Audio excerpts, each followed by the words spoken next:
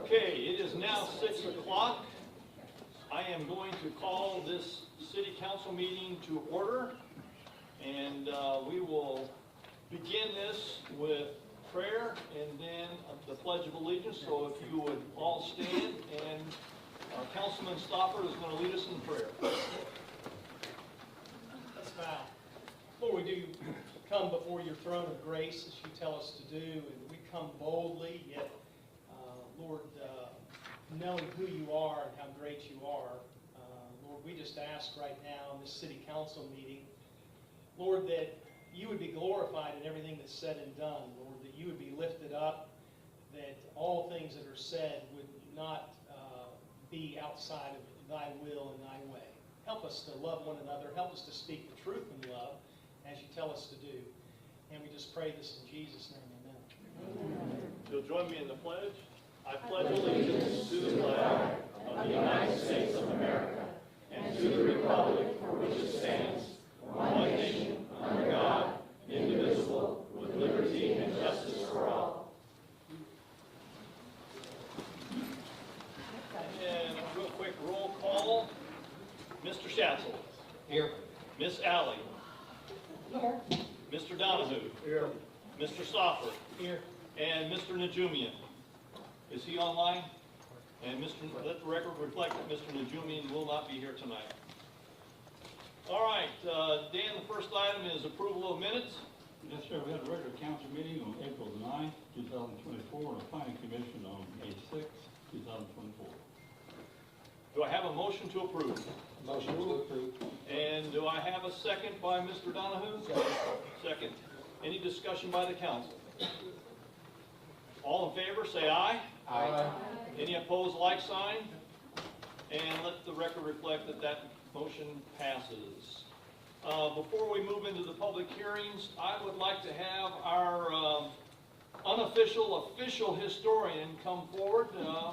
I know she's out there. Come on up. And she's got some great news she's going to pass on to everybody.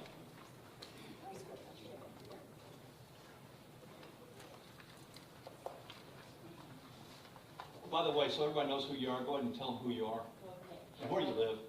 Elisa Mitchener. I've been working to gather and present our city history now for some time. You are familiar with the CCC statue and 3 historical markers. Well, we have a 4th one on the way to be delivered sometime on Thursday. I'm tracking it. It's currently in Tennessee. So we'll have a dedication. It is the old Niceville High School marker that will be placed at the flagpole at Edge Elementary School. And Principal Curley will do the program. She just wants to be sure we have a date that will work for everyone. And so that's what we're working on now for that. And that's what I have for you. That's awesome. That's great news, isn't it? Another historical marker for the city of Niceville. Yes. That deserves a round of applause.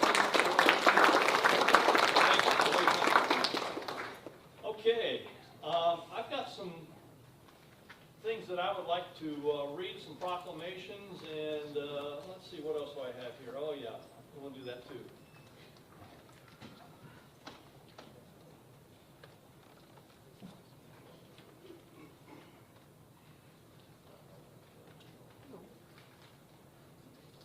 So,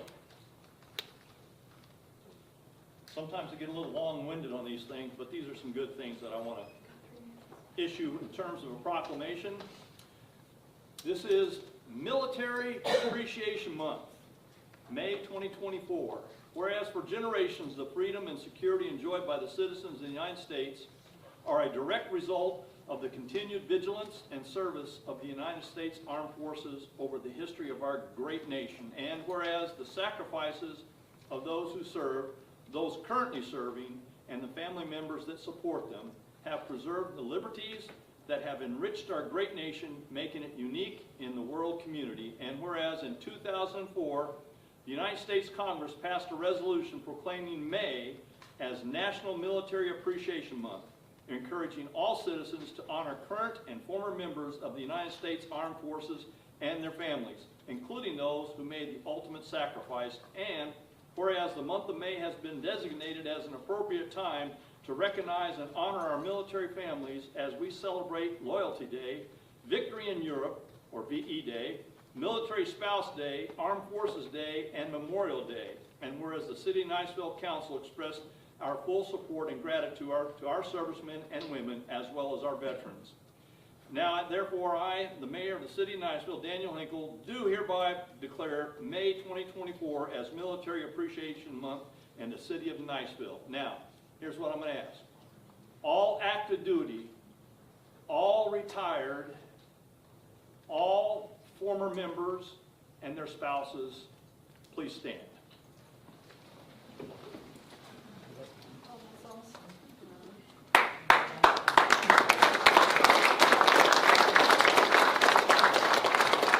Thank you for your service and your patriotism, and I do appreciate each and every one of you. Now, I have one more that I want to do, and I'm going to ask Dan Doucette to come up here. Mike, bring your seat along. Well, yeah, we can bring him up too. Come on, come join us. You guys are important members that do the same similar functions, if not the same function. So, first of all, Wendy, Dan, they are long-serving members of this city, and I want to personally thank them for all that they do. Steve hasn't served as long, but 5 years is pretty good, so it's appreciated. But again, this is a proclamation. This is the 55th annual Professional Municipal Clerks Week.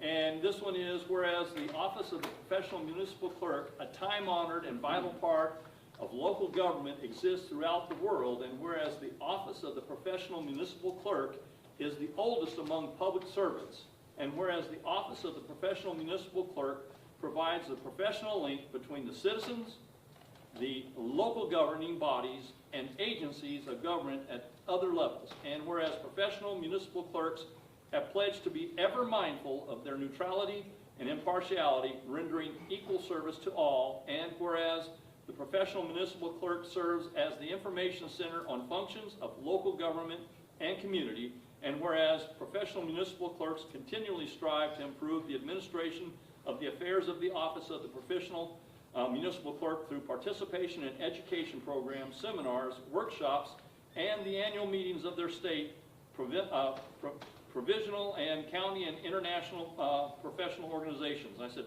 provincial, there you go. Whereas it is most appropriate that we recognize the accomplishments of the Office of the Professional Municipal Clerk. Again, myself, as Mayor of City of Niceville, Daniel Hinkle, do recognize this week as the Professional Municipal Clerks Week and further extend our appreciation to their professional municipal clerk, Dan Doucette, Wendy Farmer, and Stephen Roush, to all the professional municipal clerks of the vital services they perform and their exemplary dedication to the communities they represent. Thank you, sir. Thank you.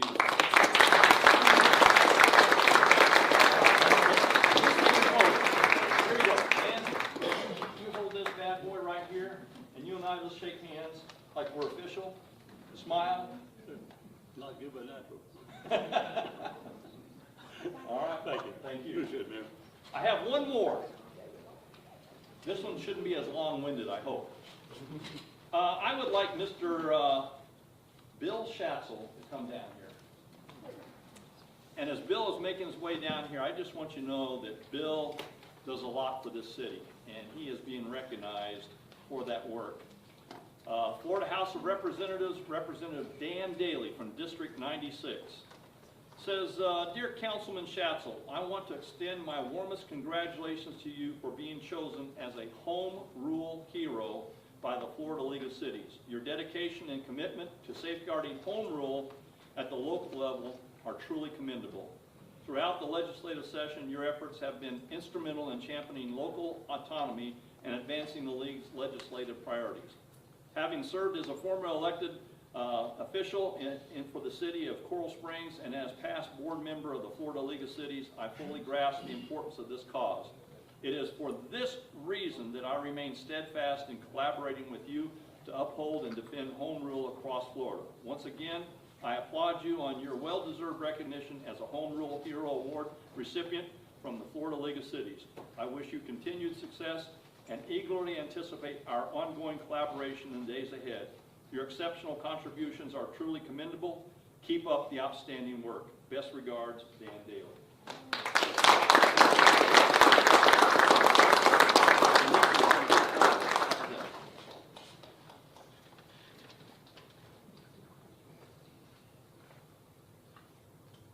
All right.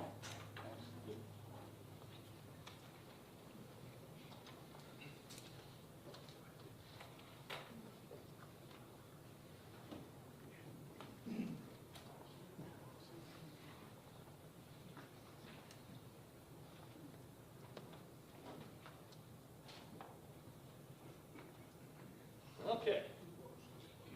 So, Dan, let's move down to ordinance 240501. This ordinance on final reading, the city of Niceville requests our property located on 324 Johnson Parkway be rezoned from C2, general commercial to S1, outdoor recreation, and have a future land use of PR, parks and recreation.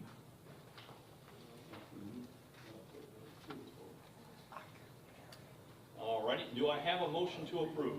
So moved. Do I have a second? Second. And second, discussion by the council. Seeing none, would anybody in the audience like to come before the council on this issue? Seeing none, I will ask for the vote. Mr. Schatzel, Yes. Miss Alley, Yes. Mr. Donahue, Yes. and Mr. Stopper. Yes. Let's move to ordinance 240502. This ordinance on final reading, the city of Niceville requests our property along Truckee Creek be rezoned from R3, multiple family residential to conservation, and have future land use of PR, parks and recreation. Do I have a motion to approve? So moved. And do I have a second? Second. And second by Mr. Stopper. Discussion by the council. Would anybody in the audience like to come before the council on this issue? Seeing none, Mr. Stopper, Yes. Mr. Donahue, Yes. Miss Alley, Yes. and Mr. Schatzel. Yes. Let's move to ordinance 240503. This ordinance on final reading, the city of Niceville requests for property located on Niceville Avenue be rezoned from R2, one or multiple family to S1, outdoor recreation, and have a future land use of PR, parks and recreation. Do I have a motion to approve? So moved. And do I have a second? Second. And second. Discussion by the council? Would anybody in the audience like to come before the council on this issue? Seeing none. Mr. Schatzel, Yes. Miss Alley, Yes. Mr. Donahue, Yes. Mr. Stopper. Yes. Let's move to ordinance 240504. This ordinance on final reading, the city of Niceville requests for property located on Manette Street be rezoned from R1, single family residential to S1, outdoor recreation, and have a future land use for PR, parks and recreation. Do I have a motion to approve? So moved. And do I have a second? Second. And second. Discussion by the council? Would anybody in the audience like to come before the council on this issue? Mr. Stopper, Yes. Mr. Donahue, Yes. Miss Alley, Yes. Mr. Schatzel. Yes. Let's move to ordinance 240601. This ordinance on first reading, an ordinance annexing to the city of Niceville, Florida, containing lands described as set forth therein, providing for proper advertisement pursuant to Florida statutes, providing that the property would be zoned PCI, public, civic, institutional, and have a future land use of PCI, property located on 1402 Bayshore Drive, providing for severability, providing for effective date, and providing for filing with the clerk of court, Police County, and Department of State. Do I have a motion to approve? So moved. Do I have a second? Second. And second. Discussion by the council? Would anybody in the audience like to come before the council on this issue? Seeing none. Mr. Schatzel? Yes. Miss Alley? Yes. Mr. Donahue? Yes. Mr. Stopper? Yes. Let's move to ordinance 240602. This ordinance is first reading, an ordinance annexing to the city of Knoxville, Florida, containing lands described as set forth therein, provide for proper site and advertising pursuant to Florida statutes, property located on Palm Boulevard, from Valparaiso Boulevard to Bayshore Drive, providing for severability, providing for an effective date, and providing for following the report of Ocean County and the Department of State. Do I have a motion to approve? So moved. Do I have a second? Second. Discussion by the council. Would anybody in the audience like to come before the council on this issue? Mr. Stopper, Yes. Mr. Donahue. Yes. Ms. Alley, Yes. and Mr. Schatzel. Yes. Let's move to ordinance 240603. This ordinance on first reading, an ordinance de-annexing from the city limits of Niceville, Florida, contiguous lands described as set forth therein, providing for proper advertisement pursuant to Florida statutes 171:44, providing that the property will be de-annexed and unincorporated from the city limits of Niceville. Property is part of 1416 Bayshore Drive, providing for severability, providing for an effective date, and providing for following the circuit court, Ocean County, and the Department of State. Do I have a motion to approve? So moved. Do I have a second? Second. Discussion by the council? I have a question. Go ahead, please. Explain why we're doing this. Amy, go ahead and state your name for the record. I'm Amy Hanson, and the city is working with our GIS department to make sure that our boundaries for the city limits are correct. And the two ordinances before this ordinance, and the two that follow are all cleanups. So this property is being de-annexed. It's never collected taxes for the city of Niceville. When they when they merged two parcels, they had a scrivener's error in their meets and bounds. And this portion of property was left as part of the city limits by the ordinance, but never by the Okaloosa County property appraisers. And so they've always considered it property that's only in the county and not in the city. When you say they, who, you talking about the owner? Okaloosa County property appraisers. So were the owners contacted to see if they wanted to be in the city limits? We did, and they did not. They chose to leave that parcel. They wanted that parcel to be merged with theirs and to stay outside of the city limits. Okay. Any other questions by council? Would anybody in the audience like to come before the council on this issue? Seeing none. Mr. Schatzel, Yes. Ms. Alley, Yes. Mr. Donahue, Yes. and Mr. Stopper. Yes. Let's move to ordinance 240604. This ordinance is on first reading, an ordinance annexing to the city of Knoxville, Florida, contiguous lands described set forth therein, providing proper advertisement pursuant to Florida statutes, providing that the property will be zoned PCI, public, civic, institutional, and have official land use of PCI, property located on 525 Maple Avenue, providing for severability, providing for an effective date, and providing for filing with the clerk of court, Okaloosa County, and the Department of State. Do I have a motion to approve? So moved. Do I have a second? Second. And discussion by the council? Would anybody in the audience like to come before the council on this issue? Mr. Stopper, Yes. Mr. Donahue, Yes. Ms. Alley, Yes. Mr. Schatzel. Yes. Let's move to ordinance 240605. This ordinance on first reading, an ordinance annexing to the city of Knoxville, Florida, contiguous lands described as set forth therein, provide for proper advertisement, certain Florida statutes, provide that the property is property is vacant, located north of 1311 23rd Street, zoning would be PUD, planned unit development, and have a future land use of MDR. Requested by Taylor Brown, 608 Per Avenue. Do I have a motion to approve? So moved. And do I have a second? Second. Is anybody in the audience there that would like to come forth and speak on this issue? Please come forward, state your name and address for the record.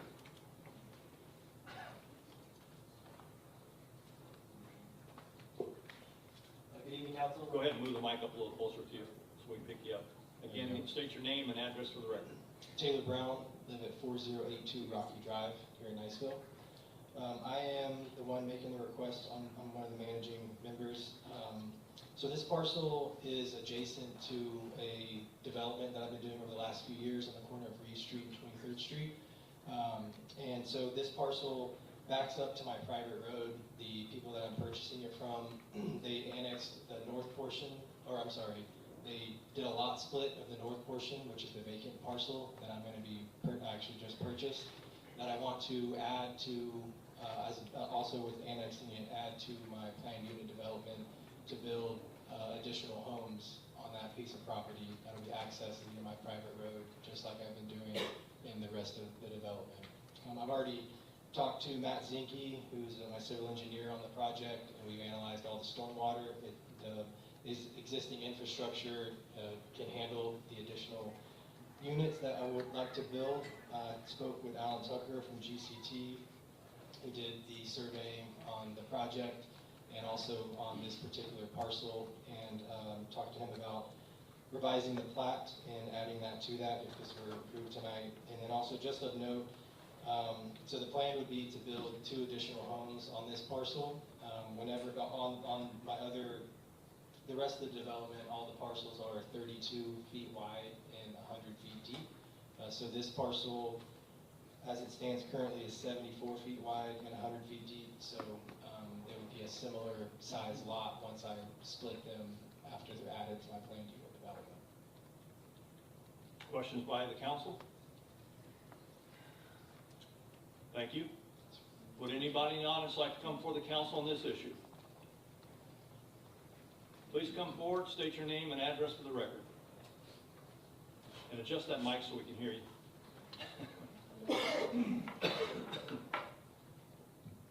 My name is Dean Reese. My address is 26 Pike Cove, Freeport, Florida. I have a rental home on the corner of Fur Avenue. Mr. Brown wants to put a 2-story duplex there.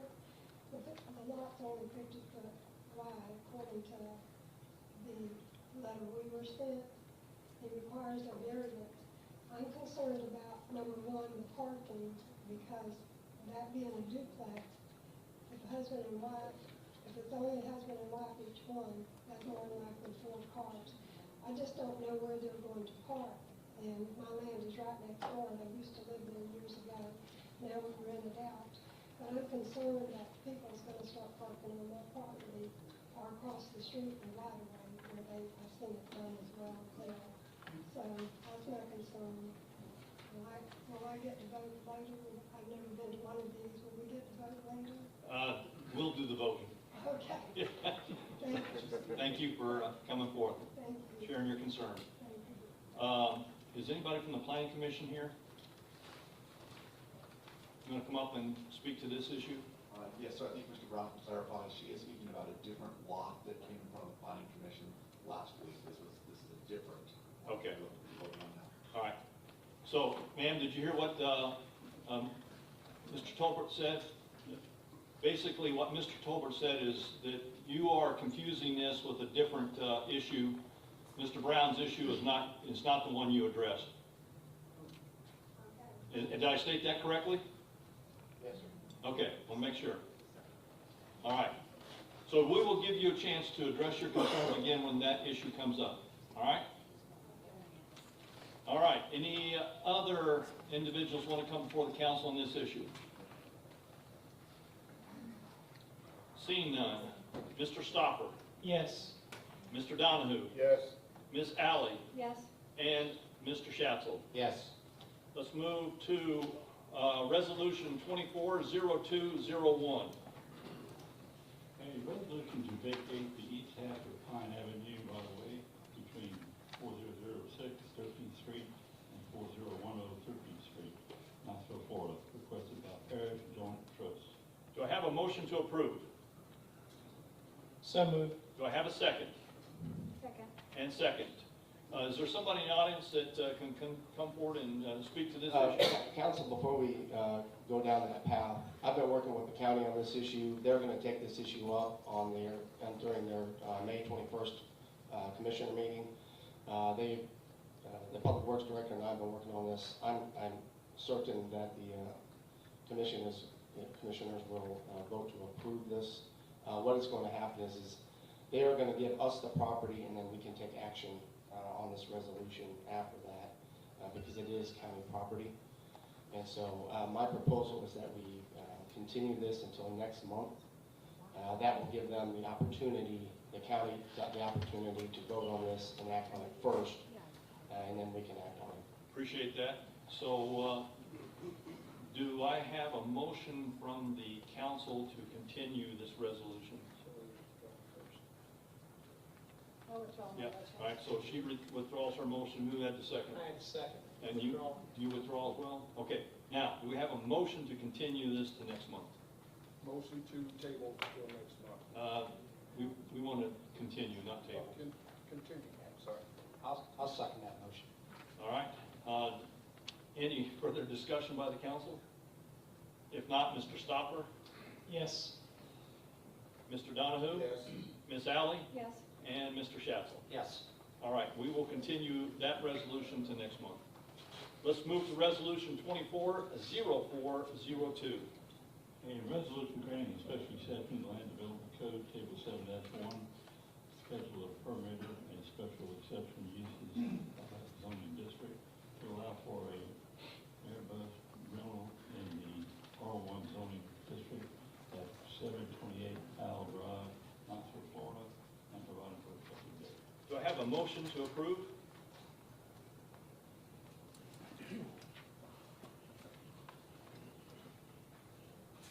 Again, I'll request, do I have a motion to approve?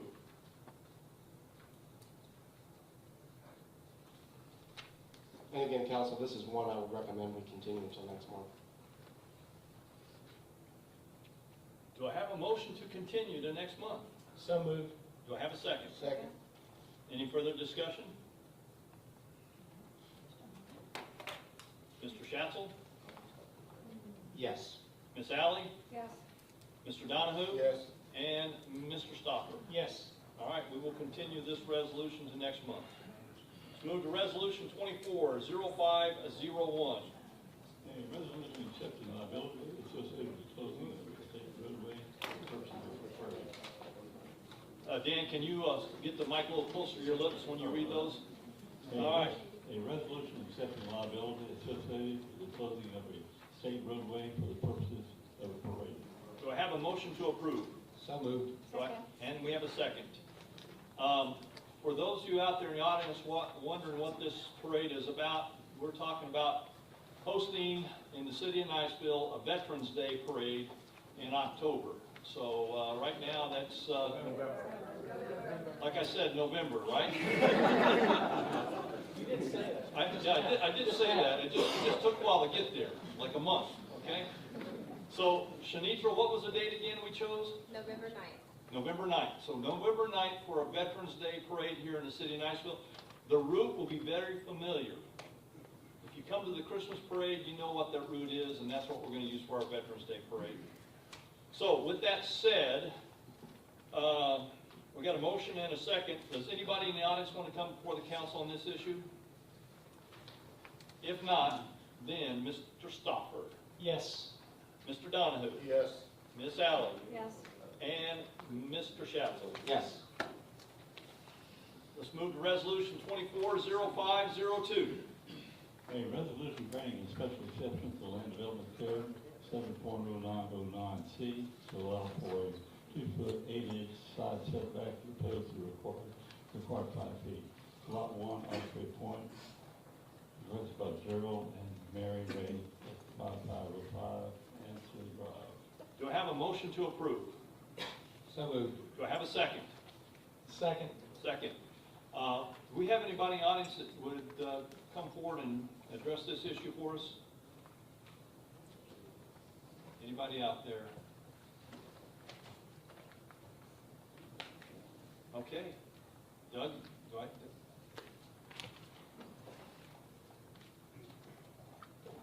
Doug Tolbert, 709 Wall Creek Run, Niceville. For the planning commission, it did appear, the owner did appear in front of the planning commission to explain it's for a fireplace adjacent to the property line.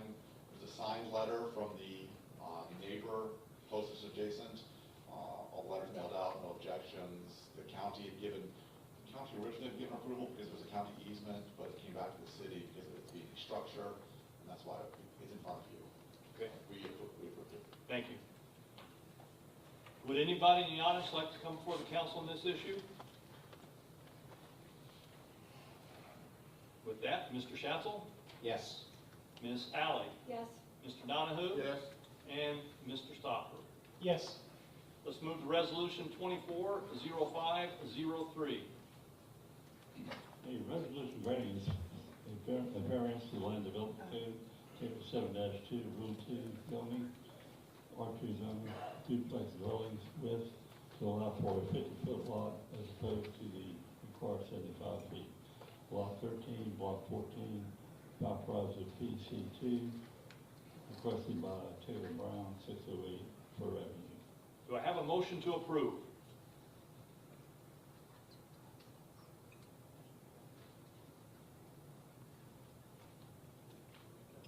I will ask again, do I have a motion to approve? So moved for discussion purposes. Do I have a second? Seconded by for discussion Okay. purposes. Let me do this first. Let me ask if Mr. Brown would come forward and explain what he's planning on doing here. Go ahead and state your name and address again for the record. Good evening again. Taylor Brown. I live at 4082 Rocky Drive here in Niceville. I'm one of the managing members owners of this property. So the goal here is to build one building with 2 townhomes in it. I know people have said duplex, but that's not my intent. My intent is to build one building with 2 townhomes in it. All the other requirements for building multifamily in R2 will be adhered to, which includes all the setbacks, front, rear, side setbacks, minimum lot area, max lot coverage, and the number of units allowed for the acreage on this parcel. So the only request that I'm asking is instead of the 75-foot minimum on the lot width for the 50-foot. There's a lot of multifamily units that are in close proximity, and so I think it fits with the neighborhood. With the close proximity to the college, it'll offer an opportunity for affordable housing, whether that's renting, which is my plan is to rent them out. And I have a proven track record of taking properties like this that are in terrible condition. If you went by, you've seen this one, and making them something that adds value to our community. And so this project will do the same. I think that's it. Does council have any questions for Mr. Brown? Yeah, I have one for you, maybe more than one, but Sure. You mentioned there's similar housing in close proximity. Do townhomes, multifamily homes. So what are you referring to? The college apartments up there? No, I'm referring to the townhomes. There's a couple duplexes. There's an apartment complex immediately behind this property. So, it's not like there's multiple multifamily properties in this vicinity, so I think my product would fit well. If I'm not approved, I'll end up building a single-family home there, which there are single-family homes there also, but it will not be affordable as, what I sell it for will be not affordable. Mr. Brown, to expedite this conversation, can you address the parking issue that was brought up? Sure, yes. On the parking, the minimum requirement is 2 spaces per unit, not including the garage. So that would be the minimum. I have 150 feet deep on this parcel, so even if I needed to set it back, I have plenty of space to do that. I could set it back a little bit deeper to provide additional parking in the driveway if that's an area of concern. Are you looking at a 2-story townhome or a single-story? 2-story. How many square feet? I think 1,400 square feet roughly, heated and cooled. So it'd be 3-bedroom, 2.5 bath with a garage. I'm building something similar currently in Blue Water Bay, off of Ida Coon Circle. The floor plan's a little bit different because it's a little bit narrower by a few feet, but very similar. If the parking is the issue, would you agree to, you said you could set it back, would you set it back? How far would you think it would be sufficient to get more parking? I mean, would you do 10 feet further? Or? That's what I was thinking, additional 10 feet. And you think you would do that? Yes, I would. That's an area of concern that the approval is contingent on, of course. Any other questions by the council? Thank you, appreciate it, Mr. Brown. Would anybody in the audience like to come before the council on this issue?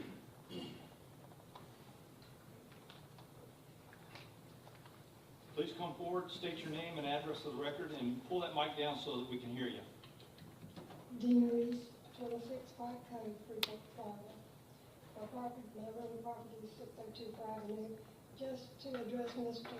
Taylor's remarks, if you go up Far Avenue, start with College Boulevard, go all the way to Crestview Avenue, there's no other duplexes or two-family homes on that. They're all single homes. There is a, right after you pass Crestview Avenue, there's a, I don't know if you call it a duplex, it's for two families together.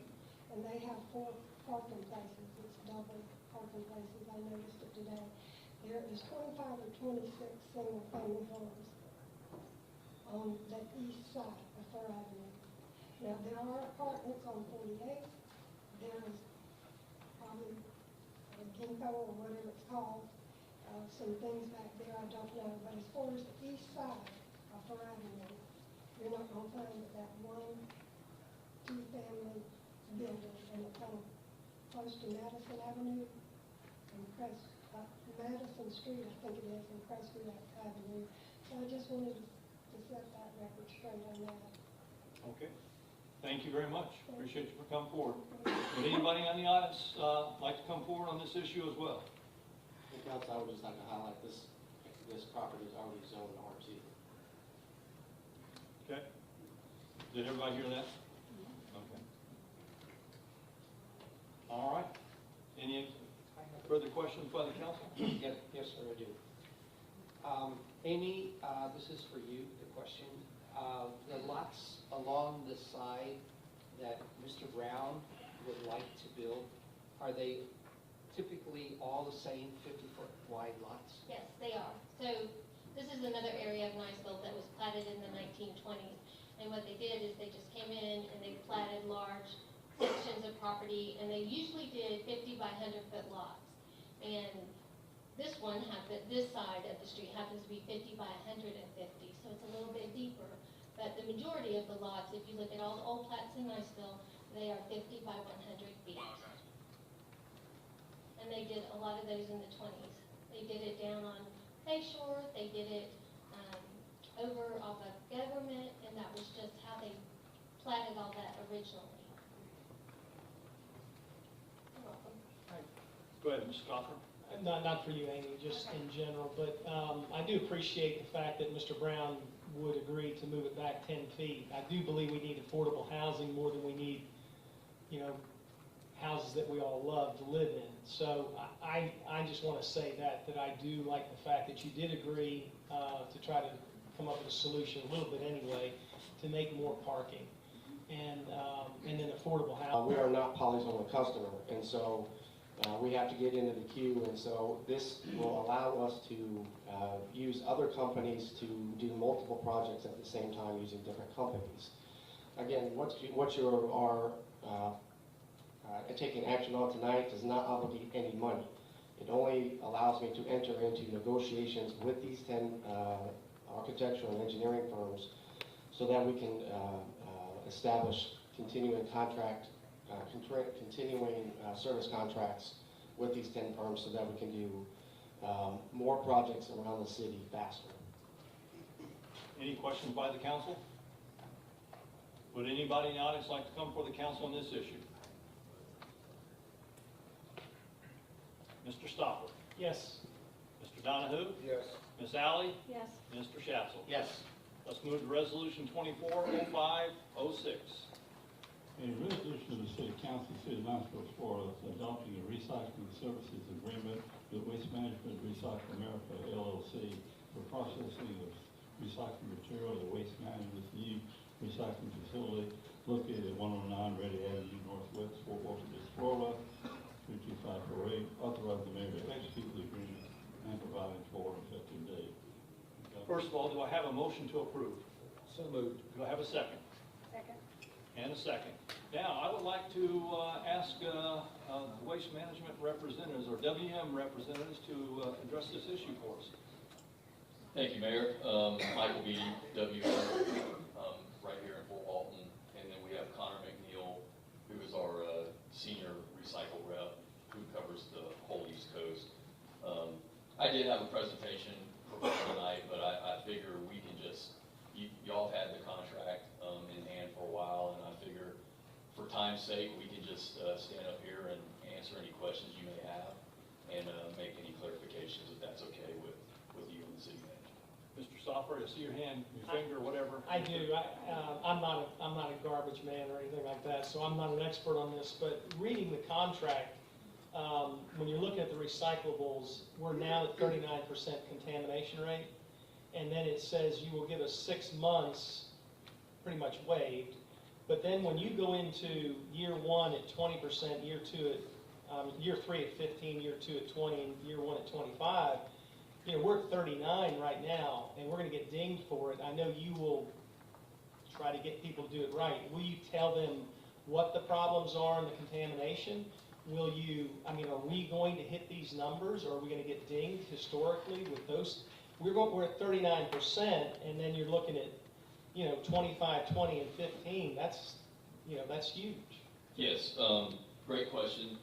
We actually did some preliminary audits of your materials, which is where we came up with that 39%. And so in discussion, and just to let everyone know, we were having the same basically discussions with Okaloosa County, Niceville, and the city of Fort Walton Beach. So we got this agreement approved by the county commission last week. We're here before you tonight, and then we plan on going in front of Fort Walton Beach's council next Tuesday. But we did material audits for every potential customer, just to kind of get an idea of what we had. And the original proposal was to just start at 25% contamination as a limit, and then go from there. But as we saw the numbers, everyone was pretty much between 30 to 39%. We decided to raise that to 40% in this break-in period, which is the first 6 months. And it's really, it helps both parties to reduce that contamination limit or contamination rate, just because more contamination going through our machinery potentially means more downtime. And so we want to partner with the city, with staff, the PIO, everybody else, to not just go out and put tags on carts and things like that as education, but we want to do a very aggressive PR campaign to where we're speaking in front of community groups, we're going out and talking to residents face to face to let them know what can and can't be recycled. Don't put your recyclables in a bag, in a plastic bag, keep them loose, because really a little over 12% of that 39% is bag material. And if we get bag material into our new recycling facility, we don't open it, we just throw it over as residue. So that's just one of the easiest things to do. So right there, if we can eliminate bag materials, you can eliminate 10 to 12% right there, and then that puts you right near the 26, 27. And I will tell you, I was at Chamber of Commerce and did hear that, did not know it, told my wife, and we stopped bagging it. Now it all goes in loose, which, you know, you just don't think about it. You think a plastic bag is recyclable, but it's not, and that's what I think you're saying there too. So, do you think that based on historical expectations, we would anticipate hitting these numbers? Yes, absolutely. So like nationally, when you look across the United States, so curbside recycling, it can vary anywhere from call it 10% to 20% contamination on average. It just depends on the size of the municipality, and also the type of truck being collected with. I believe we're using pancells, right? So we're using automated side load containers. Basically, that's a truck with a big arm at the other side. But yes, absolutely. It's not going to happen overnight, but through our offering, it's a fully transparent relationship and partnership offering. We're going to do continual audits. That audit process that we have that we'll share with the city on a monthly basis. When we do the audit, we can actually figure out what route that audit is from, what day of the week, what time of the day. It goes back to a scale ticket. So we can help kind of kind of pinpoint different areas of the city that might need a little more help or low-hanging fruit as far as improvement goes. Are there other questions by the council? Go ahead, Mr. Schatzel. Mr. Waste Management, you said you have a very aggressive, including our PIO campaign. Can you give us some ideas of what you're looking at to be an aggressive educational program for our residents?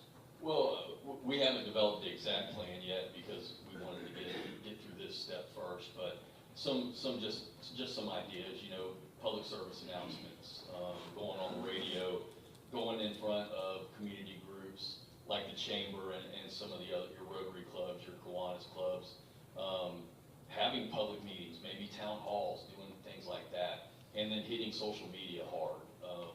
You know, you're gonna get a lot of bang for your buck with social media, but we are committed to doing that. We have a national communications group that already has pre-planned or prepared educational materials, and then we can customize them and co-brand with the city to make it more relevant. And Sir, Shanita has already started pushing this information out via social media. I have another one too. Go ahead. So I'm understanding recyclable material received at $125 a ton. So that's what we pay? Or what's the $125 a ton? And then we get an 85% of the commodity sale cost offset. So can you just explain that? Yeah, absolutely. So the 125, that's our processing cost to actually process the material through our single stream equipment. The offset is, so we'll take the material value every month on what we sell everything for. So we're sharing numbers of what we actually sell each commodity for. And that will actually offset the 125. Right, So- that's what I was wondering if that was the explanation. Correct. I don't have any questions. And Council, you'll note in the chart in the contract, that's just representation. Even at the 25% contamination level, we're still paying less than we're currently paying now. So that was my question, is our citizens going to be paying more under this contract to recycle? Initially, no. Right now, you're paying $96 and some change per ton. Initially, the first 6 months, you will be at a fixed rate of $60 a ton. And then after that, we will go to that blended value model. And the more we can reduce the contamination and get more material in the carts, the actual cheaper it will cost. And so there's two variables in this equation. Number one is participation, right? If we can get the contamination rate down, the cost will go down. And if the commodities market stays where it is or it increases, our cost will go down. Now, obviously, the inverse is true. If the commodity market tanks, there's a potential we could pay more. But historically, as you can see in that chart, every single month we would pay less than we are currently paying now. The other thing I would note is that last year our recycling rate with ECUA went from $25 a ton or something to it increased by over by $60. Or it increased Yeah, to $60. October 1st, it went from 25 to 60, and then on top of that, you have to add your transportation cost, which is where that $96 comes in. So, another one, so the $60 does not, that's flat, we're not gonna have a commodity offset. Not for the first 6 months. Okay, and that's fine, we'd rather it not be that way with the, it seems like a good deal for the first 6 months. After that, we'll have to see how you guys do. Well, and that allows us, in the contract, it does require us to do at least 15 audits. Right. And then we will share the information monthly with city staff, and actually give you examples of the blended value, what it would be at those numbers. So, you know, this is a partnership. It's not transactional. It's an actual partnership. Yeah, so if we can get our residents down in that 15 to 20% range, it will reduce costs for everybody. Just to brag on Niceville a little bit, we ran some numbers, and Niceville does have the highest participation rate in the county. Just throwing that out there. Thanks. Well, I'm a little concerned that it's pretty aggressive reduction from where we are right now to where we're going to be in the first year, second year. I mean, it's pretty aggressive. from, we're gonna go to half, and then, and within 6 months, we're gonna go to half. 2 years, 20%. I mean, I'm a little concerned about that. So typically, just give a little context, our national, I guess, the national standard that we have across all of our recycling facilities is actually 15%. Knowing that this area never really got feedback on any material quality historically, that's when we went to our corporate office and got that, as you call it, a stair step or a down stair step, to, allow a break-in period to start, and then from there, work with the city and ourselves to try to figure out ways to improve. It's absolutely doable, but that's why we do little by little. And again, ma'am, if people would stop bagging their recyclables and throwing them in the can, that reduces our contamination rate by 10 or 12% instantly. And then if they would not throw in their plastic grocery bags, take them back to Publix and recycle them and not stick them in the recycling, that reduces another, 5 to 8%. So we're right in there. But I just don't, it's an education piece. So would it help to put stickers or something on there, no plastic bags? I mean, that would be helpful. Just no plastic bags. They're not recyclable, or just put that on every can? Absolutely. If they're not already on there, we can definitely do that. They're not on mine. Okay. Are there any other questions by council? All right. Would there, anybody else like to come before the council on this issue? Please come forward, state your name and address for the record. Christopher Saul from Five-Berry Stage.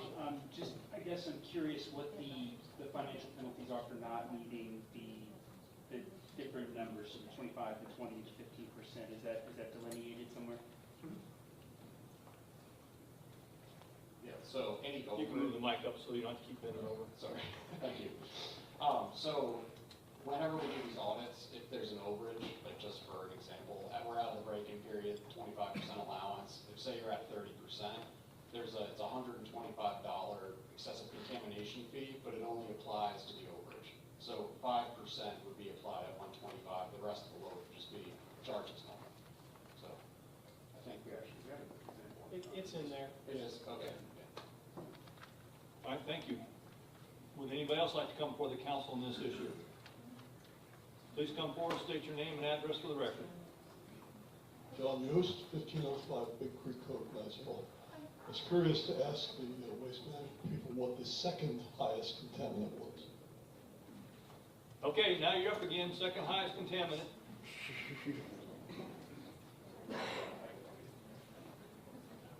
So there, I don't think we have an exact example, but typically speaking, it's actually like literal MSW. Food waste it's bags and food waste are the two biggest culprits, basically 99%. Like pizza boxes? Actual food, whether it be pizza boxes. And food, okay. Yeah. The food that's in the pizza box, gotcha. Correct, or people putting literal trash into the bin. I'll keep this short, but typically with education campaigns, we have it's like a 20-80-20 kind of rule. 20% of people always recycle correctly no matter what. 20% of people always recycle incorrectly no matter what, and you gotta capture that. Or sorry, I said 20, that was bad math. 20, 60, 20. Okay. Sorry, I was in the airport a lot today. But it's typically food waste and bags are the two biggest culprits. All right, thank you. Would anybody else like to come before the council? Please come forward, state your name and address for the record. Hi, I'm Tammy Salisbury, 1104 Carrington Court, and I was wondering if there's anything that can be done as far as notification to reduce contamination could be somehow tied into the water bill, be it email or notation in the water bill potentially, because I know that a lot of people don't. I have a list of what's recyclable on my container. People don't read that. And then there are people as well that fill their recycle bin with garbage out of spite. So, and is there a reason for a survey to see how many people actually want to continue recycling? Those are my questions. So ma'am, on the first one, yes, we could do that in the water bill, and we certainly can. We can also, as the gentleman said, they know that they have a camera camera on the truck, and so they know what comes out of that can. Now, they don't know until it actually goes into the truck. But they have the ability to say, hey, 139 Black Bear Drive is using this recycling can as a garbage can, and then they can let me know, and then we can take action from a code compliance standpoint to work with that resident. And I will say this, I've been talking to Waste Management for about 2 years, and we have a contract through 2027 that isn't as beneficial as it will be after 2027, and what I'm told, because it's just not as good as it can be.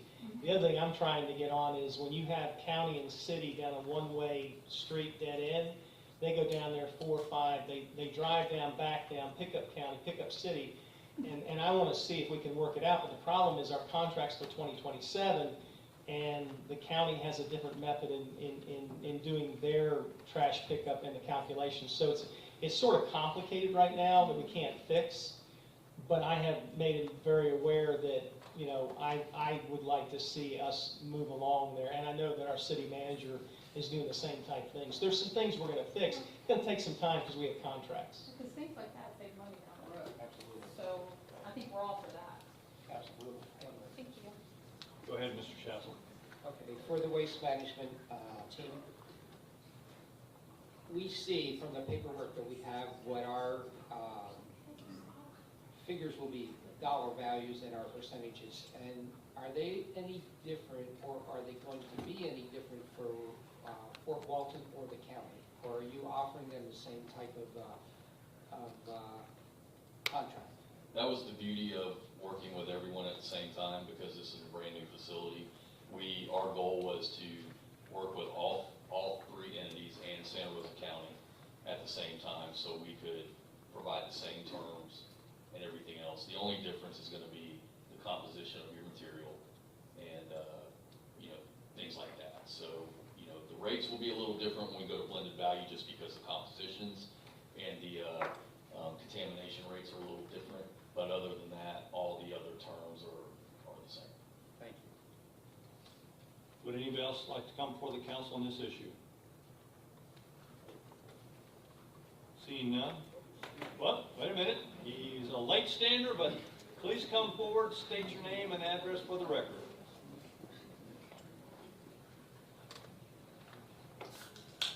Hello, Michael J. Panarese, 8019 Foxhead Branch Trail, Niceville, Florida. I just want to clarify, I guess, the actions taken with respect to this contract and applicability of Code of Ordinances, Section 8-35 and 8-36. Is this public service campaign potentially going to be in conflict with the existing ordinance that mentions, basically in short, requires the use of garbage and sanitation bags for quote-unquote refuse or garbage? Is that going to be an issue, or is that something that is not of concern for this contract? I'm going to look to our city manager to see. No, it's not, because that deals with garbage itself, and this is just pure recycling. Okay, thank you very much. Good question. Thank you. Okay, is there anybody else who wants to come before the council on this issue? Please come forward, state your name and address for the record. Hi, Craig Marion, I live in Swift Creek. Question, could you give us your address, please? I'd rather not. I don't really have a good history of giving out my address in public forums on controversial items. So I'm a Niceville city resident. I'll assure you that. As a taxpayer, again, new to the issue here, but we're talking about contamination rates and goals stepping down through the years. I assume there's fees, which would be increases in our costs going forward. As city council, what's the oversight, or city manager, what's the oversight, or do we just assume and accept the rate that the waste management process gives us and accept the fines and fees? It's kind of like the fox guard and the hen house, right? We just take their number and assume that because they tell us it's a 39% contamination rate, we're going to increase the rates? So, sir, no, no, the answer to that question is no. As they stated, they're gonna be doing after the break-in period, 18 audits per year. And we are invited to, we the city are invited to oversee those audits, or go in and observe operations basically whenever we want. So we're gonna participate in the audits? Of course. Yeah. Okay. Is there a difference between being invited and participating? So I just want to make sure that. Well, listen, I don't want to pay any more for my garbage waste than you do, so. All right, anybody else want to come before the council on this issue? Seeing none, Mr. Schatzel, Yes. Miss Alley, Yes. Mr. Donahue. Yes. And Mr. Stopper. Yes. All right, let's move down to the manager reports, requests, and recommendations. All right, thank you, Mayor. A couple of updates for me. Chief Mayville is home. He got home on Sunday afternoon, and he's doing well. He's in good spirits and doing well, but he's on basically bed rest for the rest of the week, and hopefully he'll be back up and running in the next couple of weeks. The police chief job announcement closes on Friday, so if anybody's interested in being a police chief here in Niceville, you got until Friday to submit your application. On the 23rd of May, this is for the public, 23rd of May at 6 p.m. right here in the council chambers. We're going to have an evening coffee and conversation, or dinner and discussion. I'm not sure what we're going to call it, but we have been historically having coffee and conversations, the mayor and I, once a quarter in the mornings. But we're going to start having them in the evenings as well for people who work and would like to participate. So on 23rd of May at 6 p.m. right here, we will be having that coffee and conversation. And then finally, on the 24th of May is the summer kickoff event. This is an event that's being hosted by the PIO, the fire department, the police department, for our kiddos out at the Mullet Festival site. We're going to have, it's from 2 to 4 at the Mullet Festival site. We're going to have bouncy castles and water balloon fights and water gun fights and all sorts of good stuff for the kiddos to celebrate the end of the school year and start the summer break. So bring your kids out on the 24th of May at the Mullet Festival site, 2 to 4 p.m. So with that, let's lead off with Chief Webster.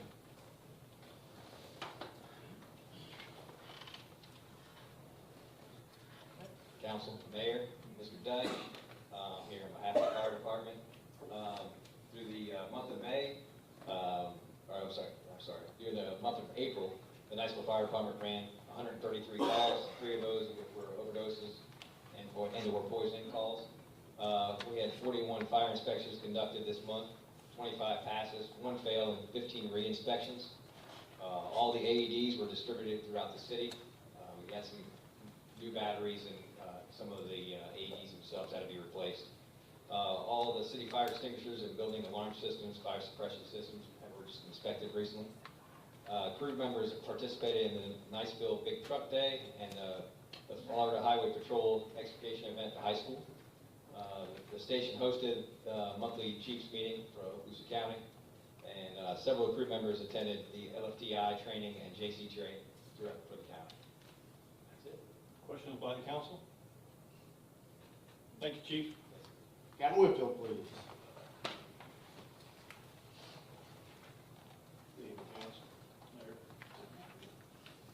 From the police department in April, I'll be brief. During the month of April, the police department responded to 2,412 calls for police assistance. There was a total of 47 traffic crashes involving 99 vehicles and 2 pedestrians. The estimated amount of damage was $307,202. A total of 402 traffic citations were issued, 365 traffic warnings were issued. We made 12 misdemeanor arrests, 8 felonies, and 2 DUIs. Also, I'd like to mention that on the 27th of April, we participated in the DEA take-back program where we took in 35 pounds of prescription medication from the civilians. And on the 29th, our Sergeant Richardson and his family represented the department in Tallahassee during the Fallen Officer Memorial where they dedicated a plaque to our fallen K-9 Blue. I'd also like to mention that this is the National Police Week also, and we are participating in a couple of events being hosted by Eglin as well. Questions for Captain Whitfield? I don't know if it's a question, but I did analyze the statistics. You had 544 citations or warnings last month, down to 419, but I also know you went from warnings to citations. So we are more aggressive with the citations and not so much with the warnings. We're pretty much well middle of the road for the most part. We generally issue about as many warnings as we do traffic citations. Yeah, it may have changed. It's 402 versus 17. Well, we also did we did have a detail on State Road 20, I'm sure you're all aware of, to where we had. That may have influenced it quite a bit. That may be the difference. And I don't know that that's not that bad. I mean, you know, I got a warning once, probably won't get it the next time. I'm good. I have one quick question for you, referencing the two pedestrians. Were those pedestrians walking or were they riding? Both were on bicycles. Okay. All right, that's a warning to everybody. Pay attention to those bicycles out there. Mr. Laird, please. Good evening, Council, Mayor, Mr. Dyke. Y'all looking good tonight, too, by the way. Who's talking to me? We did the bryozoan treatment, potassium permanganate on the reuse pond, so hopefully I'll clean that up, get y'all some good poop water. We are in the process of revamping lift station number 18. Ernie and his team are doing a good job down there on Bay Shore Drive, with a new driveway, new valve pits, panels, the whole 9 yards. So we're doing that in-house, saving a lot of money. They're doing a good job on that. Still working with Johnson Controls on our water meter system. We're still working with Live Oak Fiber and AT&T, but I will tell you, since they got a new board through in town, it's slowed down tremendously. So it's actually been pretty peaceful the past 2 months. So, yeah. We're working on actually getting pricing, probably going to piggyback off Okaloosa County on moving the 8-inch water main out from underneath Johnson's Parkway around the Tamarack Avenue area. Ernie and his team also cambered 4,700 feet and inspected 18 manholes on the Deer Moss Creek East Connector Road.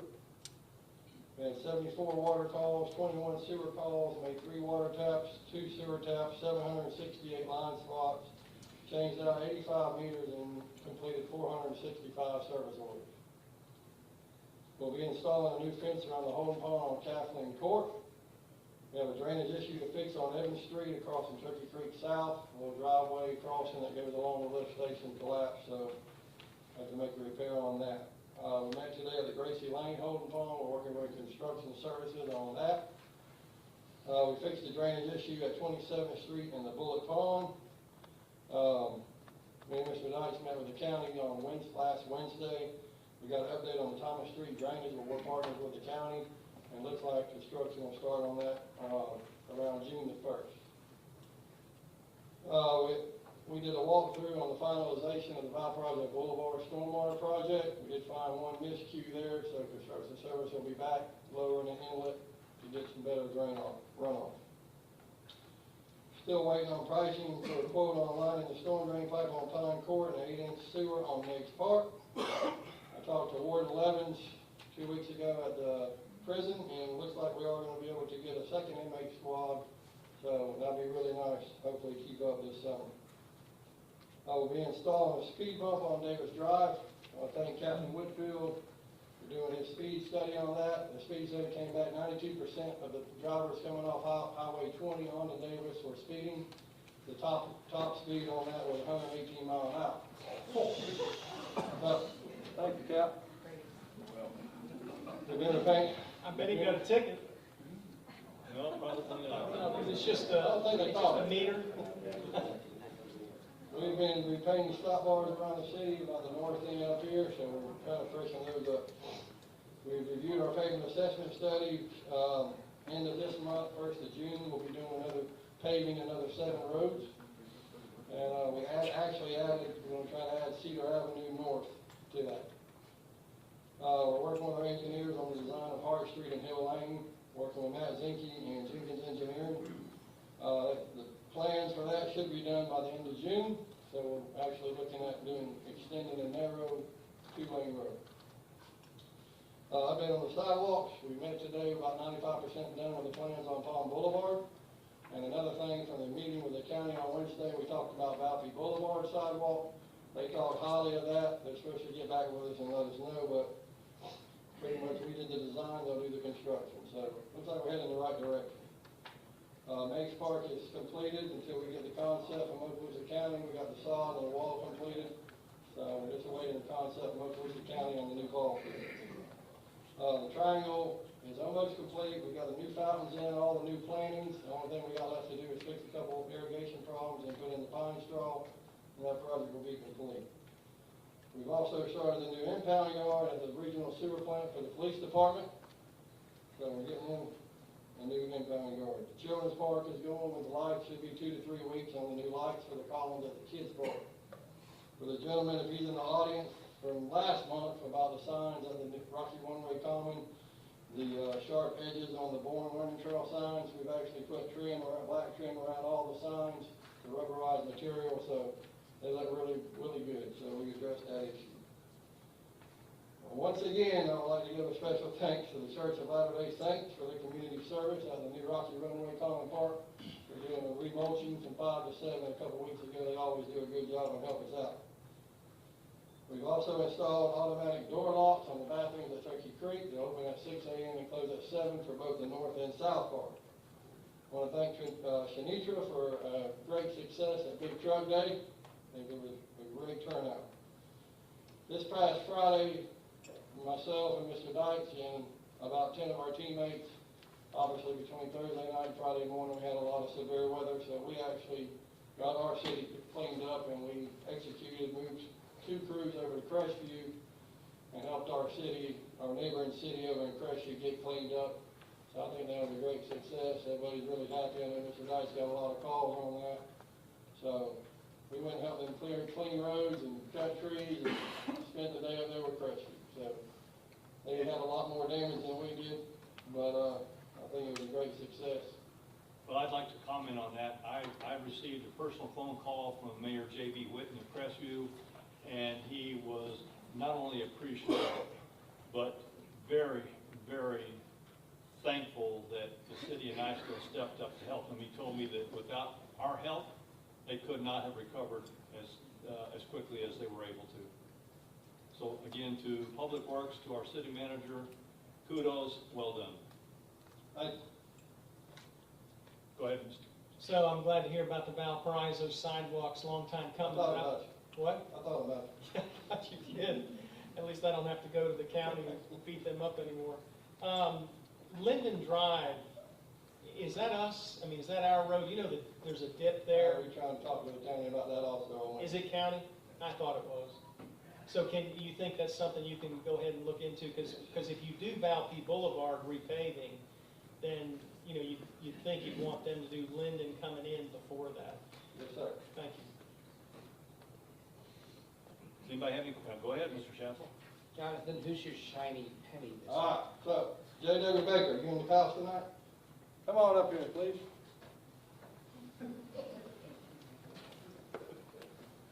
All right. Looking good, son. So I want to honor J.W. Baker tonight. He's on our sewer crew. He chops wood, shovels snow. He's a really great worker. He works for the sewer team. You know, this guy's got more classification, I think, anybody in public works, and he just took it upon himself to go get his A water operator license. So he does a great job for the city. I appreciate everything you do. And J.W. Baker, everybody.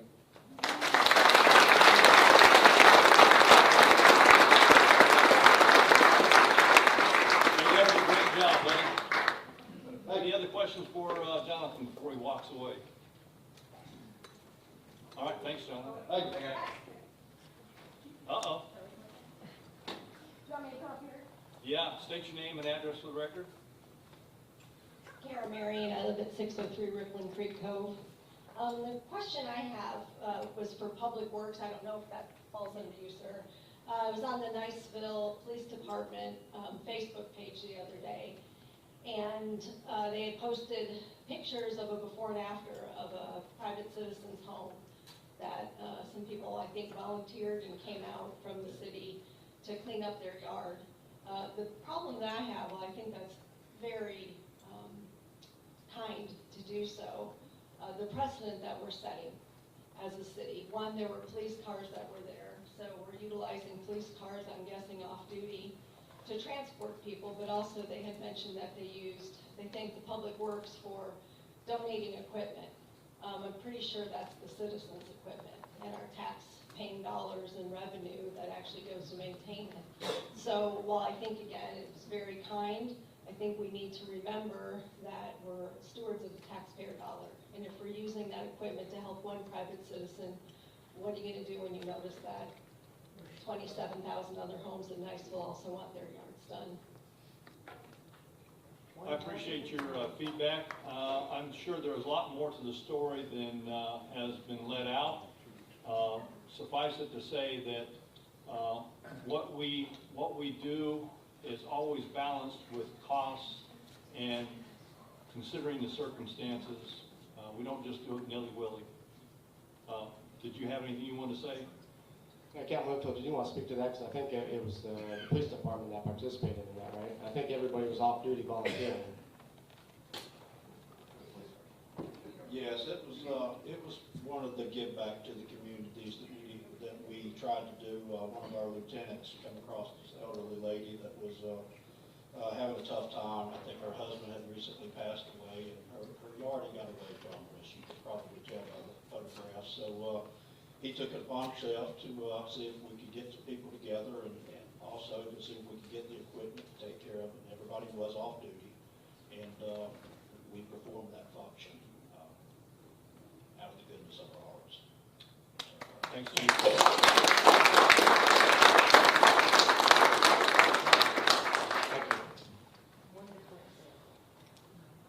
Thank you. Thank you. You're welcome. What else we have? All right, Michelle, I think you're next on the agenda.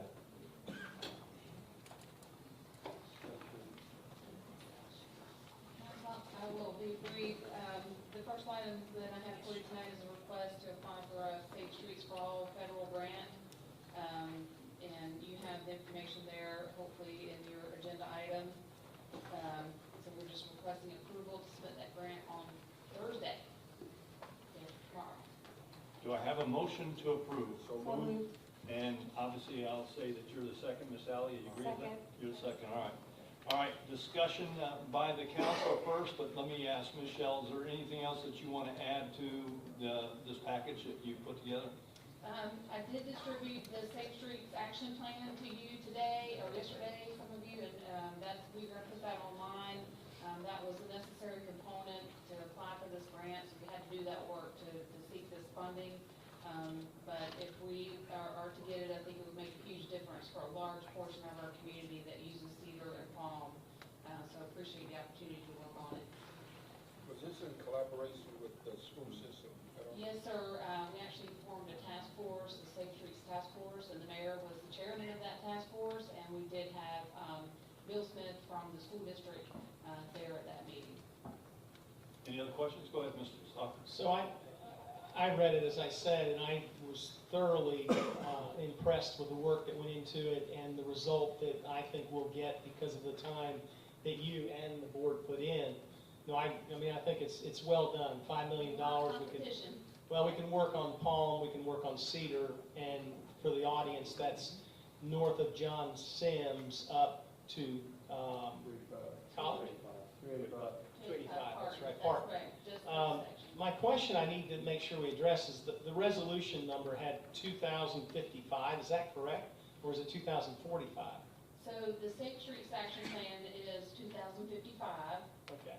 And there is a 45 number in there that's related to the TPO Long Range Transportation Master Plan, the LRTP that we're going to be talking about here in the next agenda item.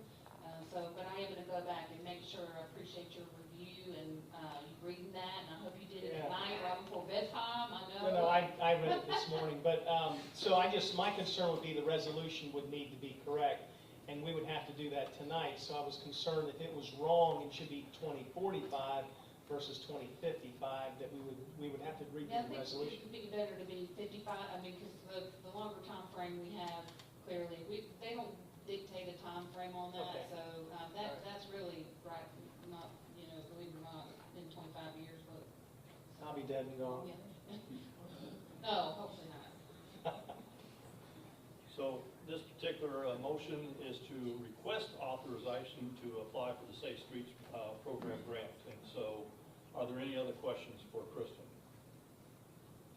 Would anybody in the audience like to come before the council on this issue? Seeing none. Mr. Stopper? Yes, absolutely. Mr. Donahue? Yes. Ms. Alley? Yes. Mr. Schatzel? Yes. All right. Ms. Shell, I think you're up again. The next item that I have on the agenda for you tonight is a request for authorization to amend the Okaloosa Walton Long Range Transportation Plan.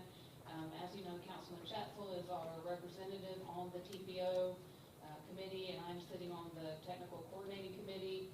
And notice we're a little, had some projects that we might want to add to that long range plan.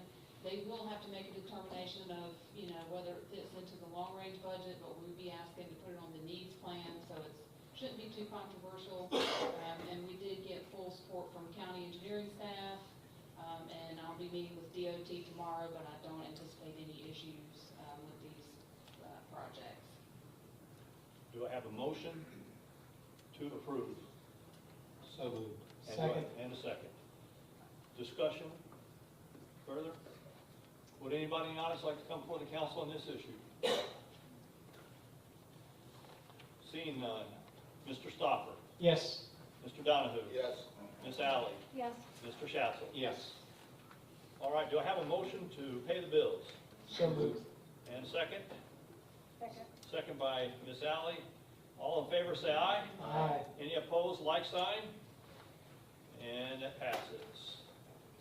All right, before we move into the next phase of this, let me ask first of all if the council has anything that they want to share with the audience or the council. So I'll start with Mr. Schatzel. Not at this time, thank you. Ms. Alley? I do not. Mr. Donahue? No, sir. And Mr. Stopper? Of course I do. All right, we got a lot of folks in here. I know you're interested in a lot of city business and so forth, but I'm sure many of you want to come talk to us. So let me just review the ground rules. You might have missed mine. I said, of course I do, so I did have one thing. Oh, well, of course. Go Sorry, ahead. yes, that's what I was saying. Sorry, I thought that was, of course not. The Hurricane Preparedness Expo, I went to it, and when I went in, I saw Amy Hansen. So I just want to say thank you for being there. Thank you for representing the city. Thank you for volunteering. But she was there. I walked right by her. I was with mayor from one of the cities, and then when I came back, I saw her, and she was interacting with the citizenry of the county and doing a fantastic job. So my shiny penny's you this week.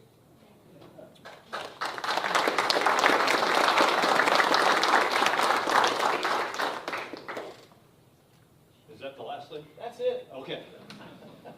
So let me cover the ground rules with you. We're going to open it up here in just a few minutes for anybody that has an issue they want to bring before the council. To do so, the council is in a receive mode. We're not into a debate mode. The second thing is you have 3 minutes, so state your point quickly, because I will cut you off at 3 minutes. With that said, is there anybody that'd like to come before the council on any issue that they would like to share? Please come forward, state your name and address for the record.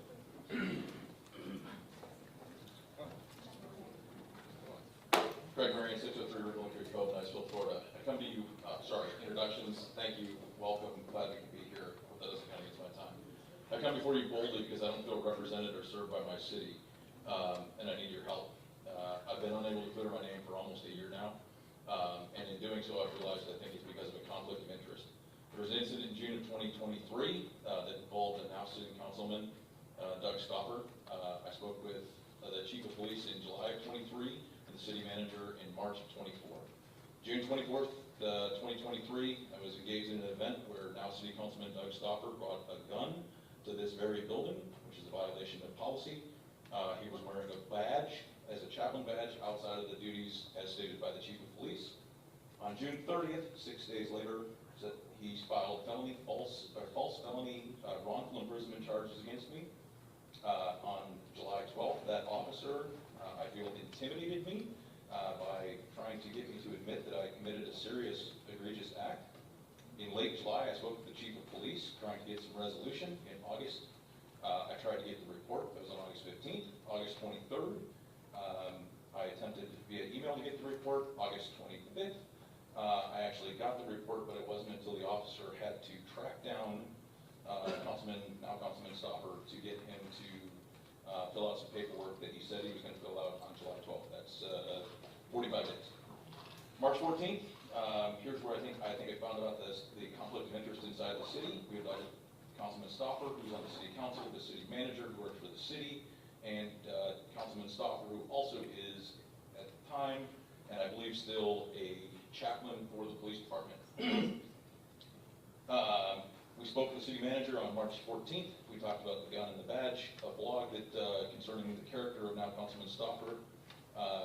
The use of his term libtard from his pulpit and his emails joking about it, his false allegations, and his video, and the nature of his relationship between the police officer that I feel intimidated me. Again, conflict of interest, a chaplain making an allegation against somebody, the police trying to intimidate that person.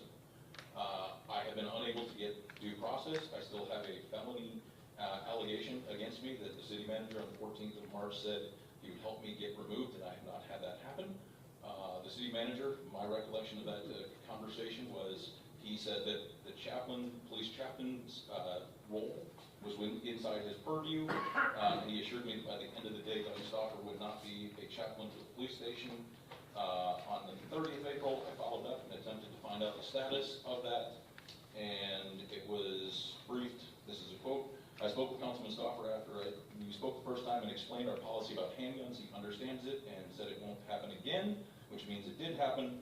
That's by me. You need to wrap it up. Your time is about up. I also discussed with him about stepping down as the police department chaplain while he serves on a city councilman. He understood my concerns, but as this time, he has not circled back. So, I need help.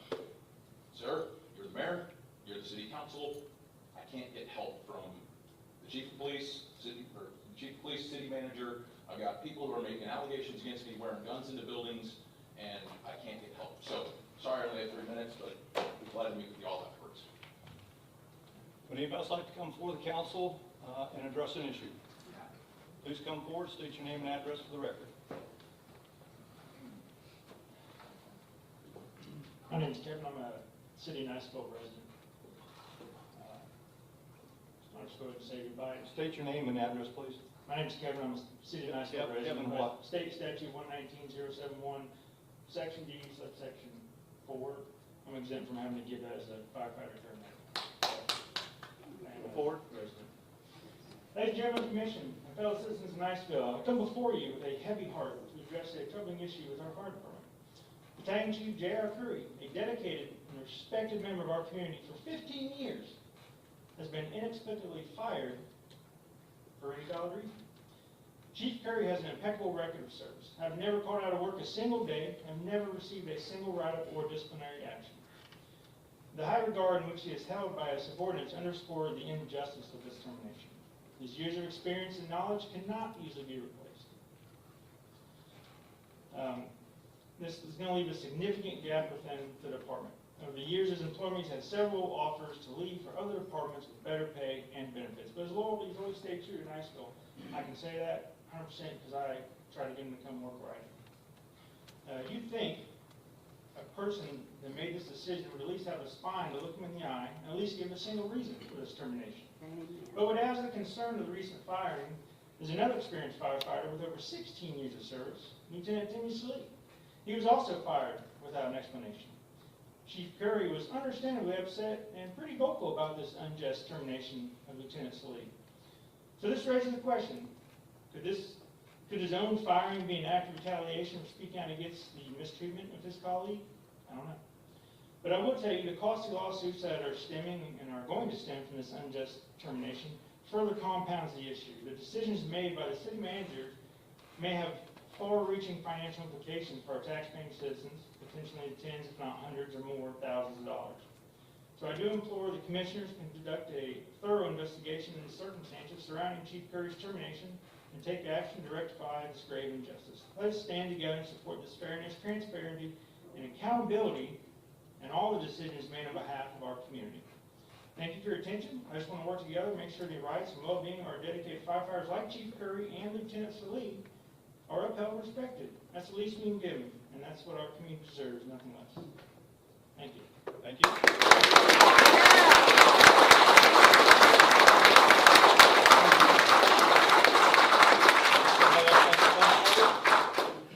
Okay, state your name and address. Or in this case, My name what is you Travis can legally Hall. do. I am the president of the Niceville Professional Firefighters Association. I'm accompanied by my vice president, Ethan Randolph, and our secretary, Charles Breckler. I would like to take this opportunity to speak about Battalion Chief J.R. Curry. Chief Curry was a 15-year veteran of the Niceville Fire Department and is very well respected among his subordinates for being exceptionally fair and competent as a supervisor and firefighter. He has never received a write-up or been disciplined. He has very high expectations and demands of his subordinates' performance. However, he is a listener and a thinker who is able to break things down to their most basic components and develop effective and reasonable solutions to almost every problem. He's a great man. He does not drink and he does not swear. He knows how to admit when he is wrong. He is rarely wrong. He runs over 25 miles every week. He absolutely hates running. When I asked him once why he ran, when he hated it so much, he replied, "I want to make myself better. I want to make myself comfortable being uncomfortable." If you know Chief Curry, then this answer makes perfect sense. This statement defines the type of man he is and why he is a role model for so many of us at the department. He is the guy that I go to when I have hard questions about ethics or what is the right choice, as I can count on a straightforward and rational answer that values facts over feelings. I could go on all night. This is why it came as a tremendous shock when after 15 years of excellent service, he was terminated without warning. When he asked why he was being terminated, he was given no response. Our executive board held a meeting with the city manager to try and figure out why we were losing such a valuable asset and friend when our department is in such desperate need for experienced firefighters and leaders. The city manager would not provide a reason. However, he assured us that it was not due to discipline or wrongdoing. As our conversation progressed, the city manager pivoted towards the future and talked about a recent meeting where he listened to a young and progressive fire chief of another area fire department promoting his department's recent achievement of accreditation. This is a very prestigious and exclusive designation, and the city manager expressed his desire to try to attempt something similar at Niceville. This very same fire chief he was referring to recognize the talent which we discarded and personally called Chief Curry to ask him to come and apply with his department. The loss of Chief Curry is an unnecessary self-inflicted Your time is about up, so finish your point. that will be felt in our department for years to come. And the way that it was handled should be eye-opening to every employee in the city of Niceville. To my fellow employees throughout the city, you need to be warned and aware that your tenure with the city and your positive discipline record is irrelevant. You are employed at the will of the city and subject to termination at any time without even the courtesy of a reason or explanation. The pension that you are counting on to support you and your family in your later years is not a guarantee, so make plans accordingly. To the citizens in the audience, these city employees are your mothers and fathers, your sisters and brothers, your sons and daughters, and your friends and neighbors. They deserve to be treated better. To the city managers, just because something may be legal does not mean that it is a best practice. Proper cause discipline is important to both the employer and the employee. The employees deserve due process and taking time. Okay, your time is up. Thank you. Donate. Imagine at my time, sir. State your name and address for the record, please. Ethan Randolph, I'm a firefighter of the city of Niceville. Go ahead. Mr. Ethan, you're up. The employees deserve due process, and taking the time to investigate thoroughly with due diligence allows for better informed decisions. To the city council, we need to hear from you on this matter. We need to know if you condone this type of treatment for your city employees. We need to know where you stand so that we can have informed conversations with our neighbors, friends, and families before we go to the voting booth. Thank you very much for your time. Thank you.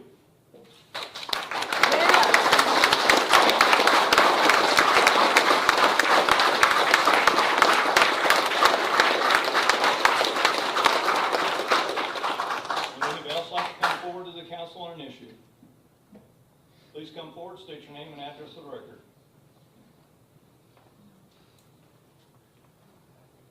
Kara Marion, my address is the same as previously stated. At the last city council meeting, Councilman Stauffer had made a comment that was quoted in two different news print, one in the Mid-Bay News and also in the Northwest Florida Daily News. In that, he stated, and it's in quotes, that we sent people down to give a video of the show at a bar, and this was in regard to a drag show that was happening in Fort Walton Beach. One, I'm concerned that our city council, because he said we sent people down to get a video. In the other article, it said that he sent people down.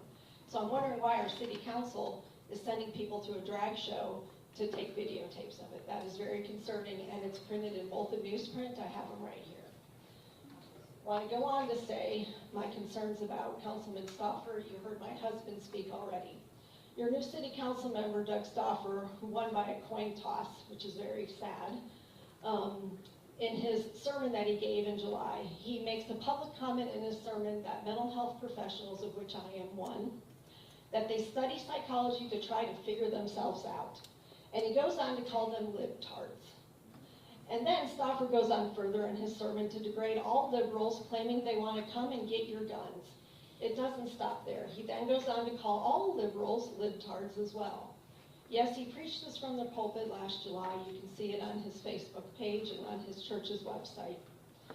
And he's our new nonpartisan city council member representing all Niceville citizens, liberals, conservatives, and moderates, etc.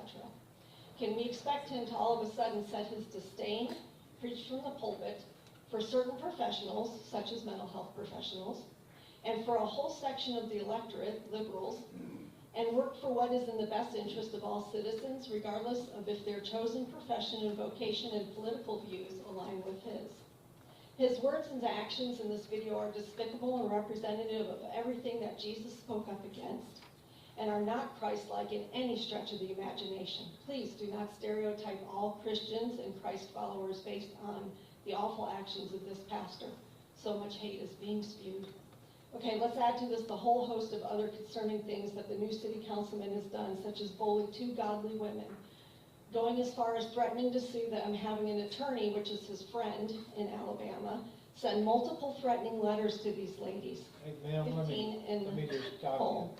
you and tell you that you're outside of the remarks that you can make as far as. I'm sorry, I have a First Amendment right to redress my elected officials. It's just. And it's protected by the Constitution of the United States. The school board has tried this with me too. If you'd like to be the next one on the list of people that I sue for infringing upon my First Amendment rights, I will add you to that list. You have to refrain from belittling. I am not belittling. Telling the truth about things that our elected officials are doing is not belittling. In my opinion, you're outside of the procedures that are required. I don't want to cut you off, you can go ahead. But you have. Please direct your comments not to insult or to belittle any of the council member or any of the staff. We'd appreciate it, and we'll listen to you during your 3 minutes. Okay, can you please tell me where I was before he rudely interrupted me and infringed upon my First Amendment right? Well, yeah. I tell you what, we're listening. I want to remind you, this is recorded, and I have no problem adding you to my attorney's list of who to sue for our First Amendment rights being infringed upon. Just because you don't like what we say does not mean that you get to infringe upon it as a government person. We're going by the rules of procedure. Your rules of procedures infringe upon the citizens' First Amendment right. And I highly suggest that you review those protocols, if you will, that infringe upon our constitutionally protected rights. Unless you want, as somebody else had said, another lawsuit. I don't think the citizens that pay taxes in this city want another lawsuit that they have to fund. Miss Marion, just continue on with your discussion. He threatened two godly women because they came forward to talk about the abuse that they had suffered at his hands where he previously lived. I have copies of those letters if anybody would like to see them. From my point of view, these threatening letters being sent out to these ladies were done only after the cat was out of the bag of what was allegedly going on where he previously was. I want to read one of those. Please be advised, I represent Pastor Doug Stauffer in regard to the Blind Side Face-to-Face with Doug Stauffer article. In this, he talks about that there is spiritualabuse.org site that talks about people that have been spiritually abused. The article was written by an emotionally disturbed individual, is what his attorney wrote in this letter to this lady. The article maintained on your website contains false and defamatory allegations against Pastor Stauffer. I'm going to hurry up and get down to the end. He goes on to say, it should be obvious that numerous and lengthy articles, that they're ridiculous, they're over the top, and are clearly the product of someone with an unchristian agenda. In addition, I am enclosing 2 colored copies of screenshots from this woman's Facebook page. As you will note, her Facebook page is full of pro-LGBTQ propaganda and LGBTQ flag. No real born-again, believing Christian approves of the Sodom and Gomorrah LGBTQ agenda plaguing this country, much less promotes it. The fact that what her name is, does and promotes it publicly should tell you everything you need to know about her. She does not act or operate within the confines of the Holy Spirit or basic Bible teachings. Your time is I am almost up. severely Finish your point. offended that my representation was chosen by a coin flip, and that does not include us. And I'm severely offended that 2 of our city councilmen did not do their due diligence in finding out who the people were that will be representing this city. You have just a short smattering of what I have, mounds of paperwork. Would anybody else like to come forward to council?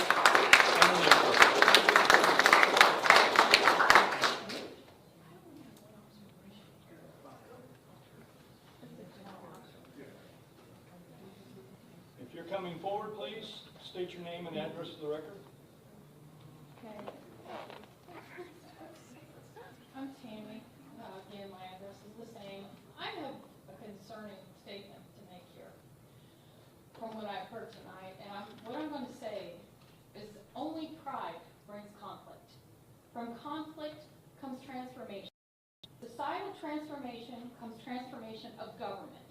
If we don't stand up for a just and moral society, 100%, we're going to end up with a transformed society and a transformed government, complete with immoral and unjust people and government. People need to get more involved, and we all need to pay attention. We say a prayer here every time this meeting opens. We pledge allegiance to a flag. Then we give the virtual finger to God before it's all said and done. If you're going to pray about what you're doing here, stand by what the Word says. Stand by what we all say here. I'm not talking to any group of people. We all have a responsibility in this. But I don't like what I hear about unjust anything. There should be explanation, there should be accountability, and there should be responsibility.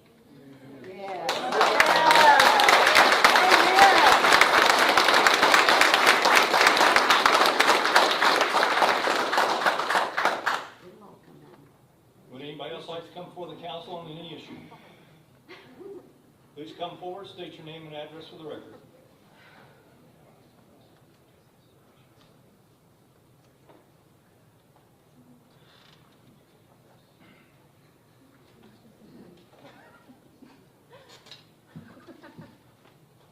My name is Jennifer Stringfellow. I live at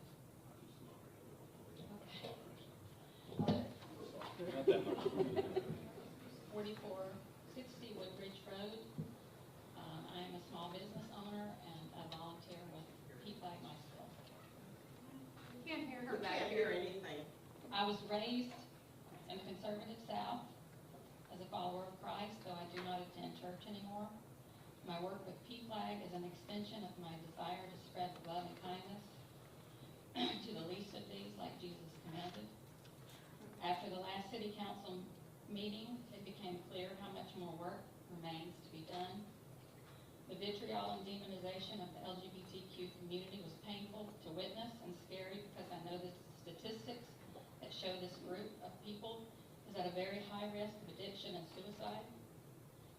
because of the way they are depicted and shunned by people in society, by their home churches, and also by their own family members. I head up a group of moms who give out free mom hugs to people who have been isolated. We do this in hopes that people can feel loved and appreciated for exactly who and how God made them to be. Nothing is more frightening to think about than how alone some in the LGBTQ community feel. It is important to have events like Pride so that people have the chance to see they are wanted, cherished, and loved members of our city of Niceville. They are some of the kindest, gentlest, most compassionate, and creative people, and they deserve to feel valued and wanted here in the town where they live and contribute. I want to take this time to thank Niceville City Manager for working with us in order for our Pride event to continue. I want to also thank the Police Department for their resources and presence at our event to keep everyone safe and allowing us to have a successful celebration. We hold deep gratitude for the City of Niceville and wish to thank everyone who helped in any capacity with getting Emerald Coast Pride back on track. I thank you all for the opportunity to speak. Thank you.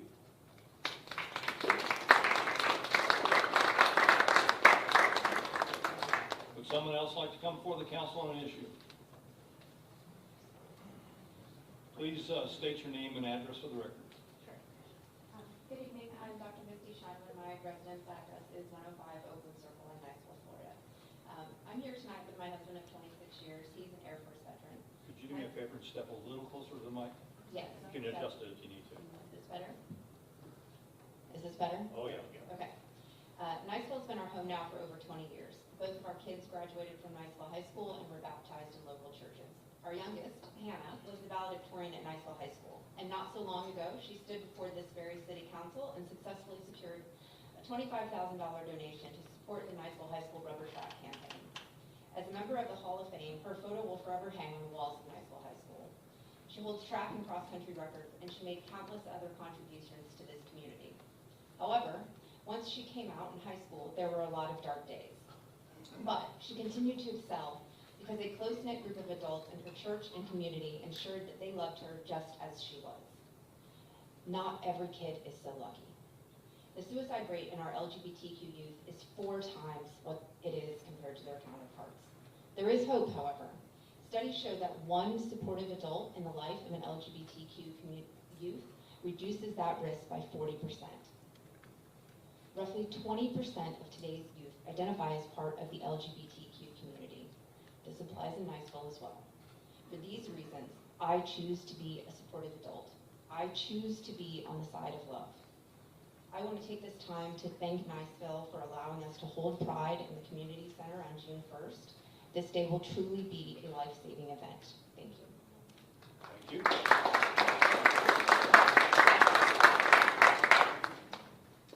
Would somebody else like to come before the council on an issue?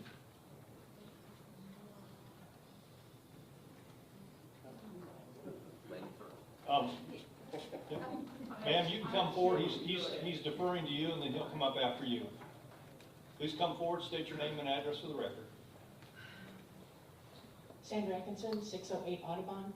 I actually live in Fort Walton, but I wanted to come and, this is my first opportunity due to my work schedule, to come and view the council with your new council member, and I just wanted to see how he was doing, because we're in other organizations together, and he's actually doing a lot better than I thought. I thought he'd be kind of quiet and trying to get his feet wet, but he seems to be sliding into the role pretty good. And like I said, I wasn't going to say anything, but what Craig Marion said about his felony not being removed is very upsetting. You know, a felony is serious. You can lose your gun rights, you can lose your job, you know, it's just terrible. So I would like to appeal to you to try and get that taken care of. And if it's above your ability, maybe go to the county commissioners.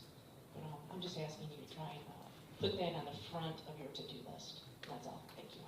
Thank you.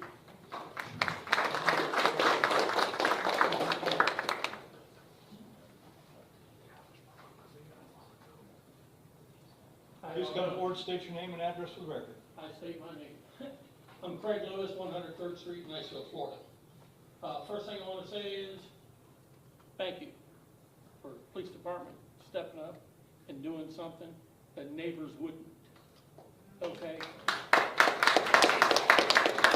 I've been associated with the city by birth. My wife was born and raised here. Her dad was one of the original 333 on the charter, on the council charter, or the city charter. Something I am is a 42-year veteran of the fire service. Which is, I don't know what the issue is with letting a man go, which that's yours that you have to answer. And I would like to see an answer to that. You just don't release, how many years? 15? 15 years. And he was a what? Captain? Battalion chiefs don't grow on trees, okay? Concerns for this city, instead of getting that rating that they all go after in the fire department, no. We need to work with these gentlemen. And yeah, Niceville's a small town, but you know what? We're subject to terrorist activity. We got a military base. I was in NAS Pensacola when the terrorists shot those 3 guys and killed them.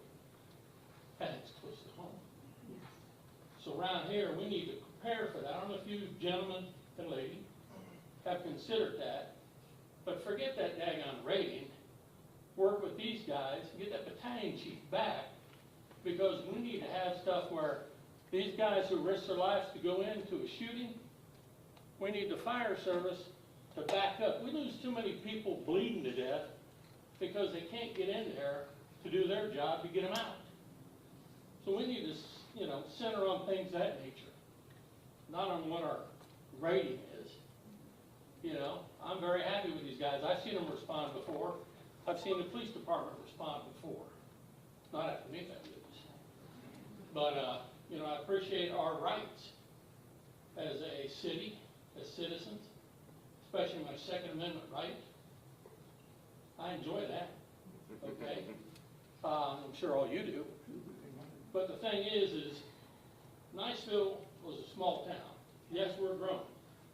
We got bears and deers wandering everywhere because all the land were taken. All right? That's something else. I mean, we do have to grow. We're limited. But let's look how we do it. Let's consider the ways we do it. Okay? And I'm looking at you because you were the city manager. You got the strings. But we need to work together. The people need to know more what's going on in our city than what's getting put out just once a month at a city council meeting. And I think, you know, I know you guys do newsletters and stuff, but this is something we need to be aware of. And are you Mr. Powell, are you the attorney for the city? Okay. Yes, sir. All right. Yeah, and I appreciate what you would have to do. All right, but there's things that need to be done. We need to look at it, have question and answer sessions instead of just a city council meeting. So I'd like y'all to consider that. Consider the reinstatement of the 2 firefighters. Said battalion chiefs don't grow on trees. I'm a retired chief fire inspector, and it took a while to get up there. And I finished with 13 years doing that job. But firefighting is not something you take for granted. So keep that in mind. So, and I'll put down, I would like to hear an answer. On which part, sir? On why the gentleman was released without So due cause. we can't discuss No, you reason can't. or anything, because this case is in litigation, and it's been threatened to be, city being sued in federal court, so we can't discuss any details of it. Yeah, and I understand that, But I'm just saying is do city employees now have to worry about their jobs? Yes, they do. Yes, they do. Time is They have almost to up. worry about people lying on them. On a coin. But Hey, sir, on your point about information, that's the reason I hired a public information officer. We push information out on 5 or 6 different social media sites. The mayor and I have quarterly coffee and conversations that we invite the community to. I mentioned another one that's coming up next week. yeah, I saw that. I made So we are pushing out a lot more information now than before. And unfortunately or unfortunately, the participation level at the coffee and conversations has been low, so that's why we moved it to the evenings, or we're going to have one in the morning, one in the evenings going forward. But I encourage your participation. I encourage everybody's participation in those events. How about And I think the more explanation? it gets out, that we can get. So, but I appreciate y'all's time. Look, stand your ground. Don't back down. Don't back down from what you feel in your heart is right. And I know you have walls to go by, but let's get together with first before stuff just dumps. Thank you. Agree? Appreciate it. Thank you.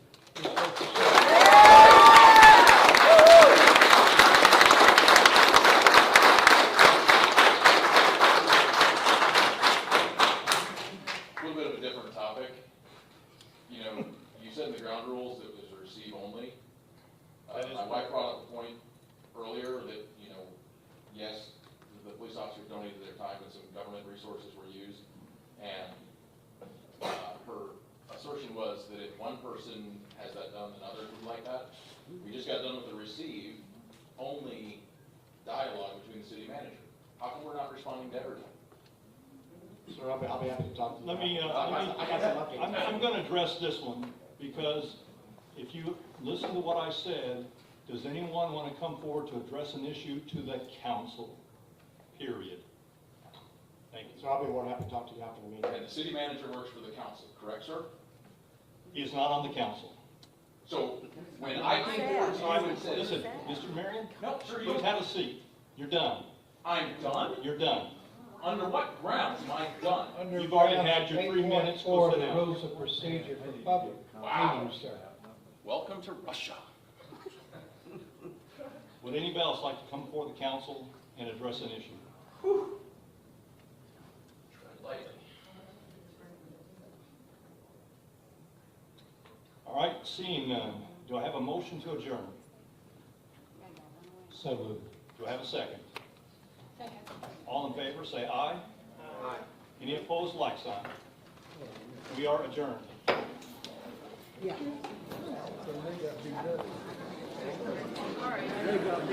Not as much as they deserve.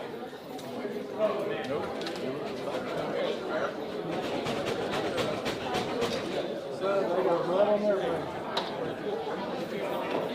I'll bet you